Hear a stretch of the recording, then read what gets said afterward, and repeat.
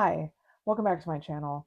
My name is Angelina, and today we're going to be discussing masking. Um, yeah, masking.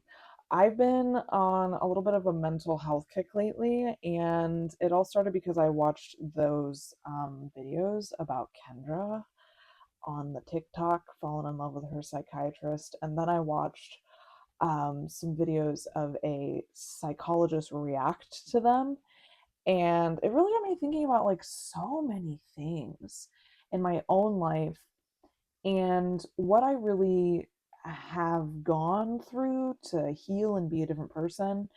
And then I watched a video about a sociopath who is a trained psychologist.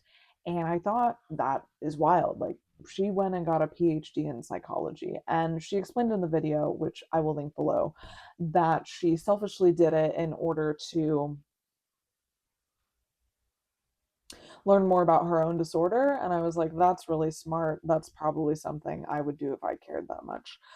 So she brought up the concept of masking, and I was like, masking? Tell me more.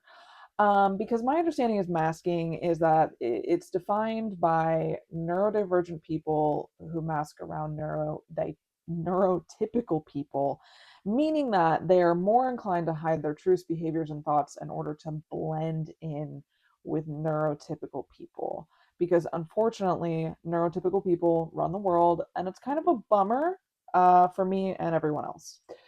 So when I was on TikTok, I absolutely covered this topic. I feel like I put out 3 1-minute videos about it because I was trying to be fucking digestible because nobody watches anything anymore, and that's fine. Um,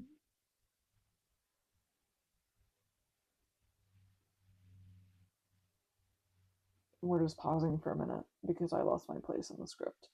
I see masking come up for people who have also suffered emotional or physical abuse. Abuse changes a person, like obviously, but when there is suppression of one's true self because it's safer to not be seen, this is a form of masking. And then we have to ask ourselves, is it possible that that form of masking that one develops in order to protect themselves from more abuse just becomes their entire identity, their whole personality, and therefore their lives become a version of masking? Okay. Um, let's talk about emotional abuse really quick. So, emotional abuse is anything that can create shame or guilt or feelings of self doubt. Things like gaslighting or falling into the hands of a narcissist and being made to second guess your thoughts and realities. Very cool. We all love that. It can even be parents who don't trust you and maybe accuse you of being a trashy slut when you really genuinely are out studying at the library. Yeah. So, physical abuse, of course, is physical abuse, violence on your body. This abuse can create a lot of the same feelings that physical abuse encompasses, right? The shame, the guilt, the fear. But it also leaves physical marks, of course. Not to brag, but here's one of mine. Abuse in any form, it definitely affects the chakras. And I know you're waiting for me to talk about chakras. Today's the day. Right now is the time. So, imbalances in the chakra system show up with a particular set of symptoms. And the lower vibrational emotions that I just mentioned, shame, guilt, self doubt, fear, those are all a product of abuse reshaping particular chakras. Our chakra system is designed to allow us to operate at peace with ourselves and the world around us.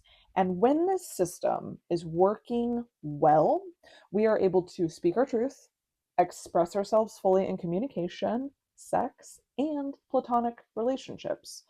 We can go after our goals with passion, and we are able to approach humanity with compassion and empathy. Wonderful things. Okay, so, excuse me. As I mentioned, abuse reshapes our way of thinking and expressing. and it leads us to masking. And that is because masking is the way that the young ego, the young mind, has decided to deal with your abuse, because your mind is trying to problem solve how to not be abused. We can't really like wrap our heads around the circumstance that's happening. Like in our heads, we don't really like understand that it's abuse because your brain is like trying to protect you from that reality. And in part of that reality, you are learning to mask as a way to protect yourself, right? And this is something that can be learned very early on. And then if you escaped abuse as a young person and you get into a relationship with an abuser later, this is probably something that will start to be developed over time. Okay. So now you may learn things like you're not supposed to be asking questions, because if you do ask questions, it'll be a problem for you. Okay, you may understand that you are not allowed to express emotions, because if you do express those emotions, it will also be a problem for you. So you learn to mask, okay? And this learned behavior, it can become our way of viewing ourselves and the world around us, where we inherently feel like the people around us are unsafe, because your mind also does this thing where it projects those hurts that you've experienced on the people and places around you. So if you have trust issues because anytime you open up about things or ask questions, you like got in trouble with your parents, then you're gonna button your lips, because you don't want to replicate that, right? That is in and of itself a version of masking. So we may look around, 10 years later and realize we've never once been able to let our guard down. We've never been able to get close to the people who are closest to us because we've been masking. So I just want to say, outside of this, like, masking is fine. Okay. Sometimes we have to mask, sometimes is appropriate, right? Because there are all of these cultural rules in which we have to like sort of fit into, right? Like uh just generally in society, right? We all know that it can be we all know that it can be better to appear as someone else in certain situations. However, the danger is, right, when we show up like that in all parts of our life. So let's talk about three different chakras today that I want to hit on, that I think really highlight what it means to mask in our everyday life. So the first one is the sacral chakra, which is the second chakra, and it's located in like your lower belly area. This is where our passions and emotions are harnessed. This chakra allows us to feel pleasure and know that we deserve to have our emotions expressed, understood, and felt. Whenever desires are stunted or taken from us by an abuser, we learn, okay, that we are not allowed to feel them. This creates feelings of guilt whenever we break this rule, and it's a learned rule, and we desire for more. Masking here in the circumstance would look like pretending that we don't need love, we don't need sex, and we don't need comfort. It can look like pretending that we don't feel anything and that we don't need to be understood. The next chakra that I have to talk about is the solar plexus, and that is the third chakra, and it is located above your belly button slash below your sternum. Think of this one as self confidence. This is the place where you have that self confidence. So, if we are emotionally nourished as children, and in our subsequent relationships, we learn to be confident in our realities. We understand our actions, we understand our thoughts, and we understand how to take responsibility for ourselves. With a strong solar plexus, we develop our will, and then we are able to act with confidence to create the reality that our will has set out to create. So, damage to this chakra weakens that sense of stability in the self. It weakens that sense of self confidence. It weakens our personal will. It can create cycles where we are unable to take action in our lives, but blame those around us for the problems that we have. It can also cause deep shame when we aren't able to live up to the expectations of those that have been set upon us, right? So, uh, the expectations of your parents. Why can't you be more like your sister? Why can't you follow through on any hobby? How come your grades aren't high enough? Why didn't you learn to play soccer? Whatever. um those place expectations on you, right? And you have those expectations now, and it's going to shape the way that you see your reality. And it's going to cause shame when you fuck up, and it's going to cause shame when you fuck up every single time, because that's the inherent programming that you have received. So you're living in this disembodied state where you're not fully connected to your will, because that potential for your will to grow has been stunted by the expectations of others. And now your self-confidence is wrapped up in your external achievements that don't necessarily define who you are as a person, because they're more about someone else than you.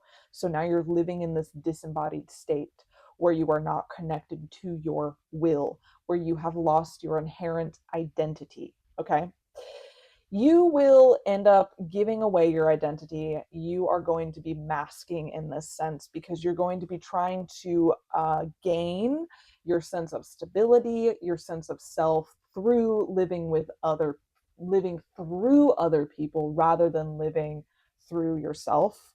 Because who is yourself if you don't have the self confidence to go after the things that you really want? Um, and it's not great. It's going to cause you a lot of shame, because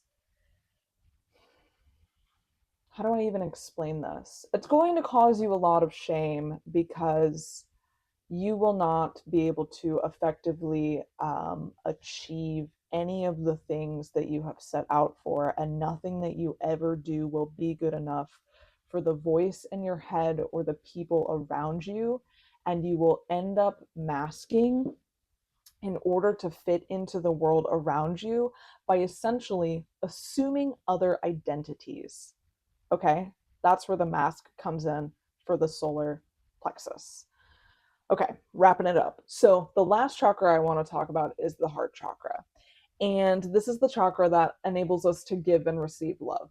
Okay, if we're raised with, again, adequate nurturing, which is like the key phrase here, we have our needs met. This is where we're able to give and receive love without the fear of rejection and abandonment. And any form of abuse that makes us feel alienated or belittled or afraid to be vulnerable will cause us to put up walls around our heart. And that can happen at any point in time in your life. Okay, it can happen because your parents got divorced.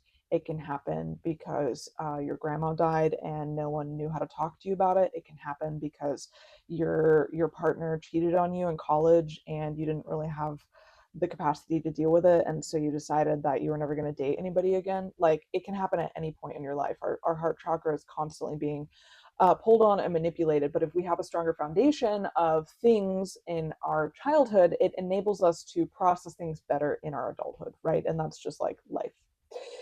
So when we learn to mask here, it is to push away love or to hold on to love so tightly that we smother it with expectations and codependency and jealousy and fighting and claws, right? Um, it can look like being a fuck boy. It can look like codependency, which I just mentioned, which I feel like codependency is like 99% masking. Um, it can also look like picking fights. It can also look like jealousy in all forms, man. Who were you out with? Who were you texting? I saw you looking at that waitress, like any of that shit, right? Where's your fear coming from? Are you afraid of being abandoned? Were you hurt like that? Was your dad a cheater? Like, what's up? We obviously have things to deal with. So those walls around your heart, right? the form of masking, like I had mentioned, those things. It can also just be the fact that you refuse to go after relationships for the fact that you don't want to be in a situation where you have to learn to love somebody and you therefore have to learn to love yourself because it's a two-way street. Yeah, it is. So don't mask is the theme of this video. Anyways, that's all I have for you today. As I said, my name is Angelina. I run a spiritual healing business. If you would like to do the things, first of all, please subscribe. Second of all, I do tarot, I do Reiki, I do coaching. I now do Akashic record reading and healing. Don't want to brag, but I'm really good at it. I'm gonna post a thing and you'll see it, and I hope to see you there. Okay, bye.